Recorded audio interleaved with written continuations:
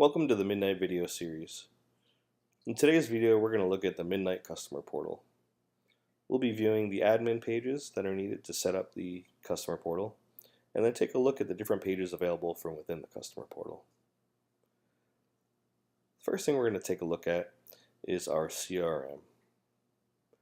Now, once your customer portal module has been enabled by Virtual System Support, we can go into a customer, and we'll now see that there is a portal tab.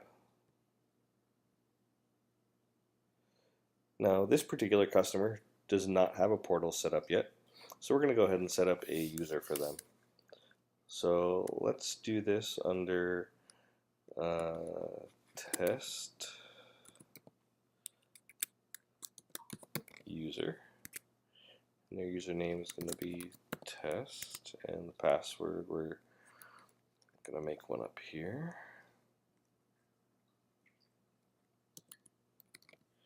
And then we're going to say, alright, we want this user to have access to the entire portal. So we're going to check all the boxes. Now you can set up different users for each customer, and within each customer and those particular users, you can say what parts of the portal that user can have access to. So we'll go ahead and save that user. And let's come to admin and global settings. And the logo that you see in the system logo area is the logo that will be seen by your users in the customer portal.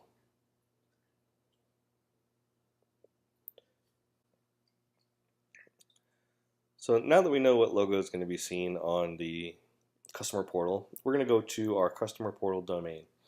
And although you're used to logging into your Midnight site on yourname.vsmidnight.com, we figured that this would not be very usable for your clients. So we set up a new site called vsclient.com.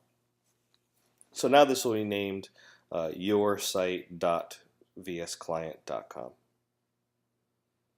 You can see our logo is displayed there.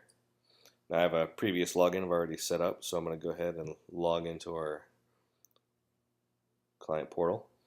And now we can see our home page. So on the home page we have 4 widgets, and based on permissions, that depends or determines which widgets you will see.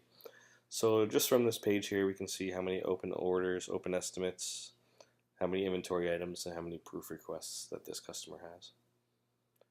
So if we click on customer service, you can see here that we start on our open orders, and we see a list of our open orders. You can click on an order and get some basic details on that order. You can also see closed orders, open orders by order status. You can also see open estimates and closed estimates, and same thing as orders. There's some basic info here. And then our request a quote page. This allows you to create a new submission, which will be sent to your customer. Would be able to send the service rep assigned to that customer an email, and they could attach files and send a message. There's also a log kept of those correspondence so that your customer can see when they sent those emails to your rep or CSR. In our inventory page, we can see a list of all the inventory that's owned by that customer, along with the quantity and image of that particular inventory. Under postage, this is just a quick look at your postage balances, so you can see what's in escrow, what's earmarked, and what's the total balance for that particular customer. And then under proofs, we can see that our proofs are now being held under the customer module. And if we go into a proof, we can approve it or reject it, leave comments, add files. And then under every tab, we can see this Contact Us button, and that lets you send an email to your sales rep or CSR, or your customer send to your sales rep or CSR whenever they wish through the portal. And our home button gets us right back home.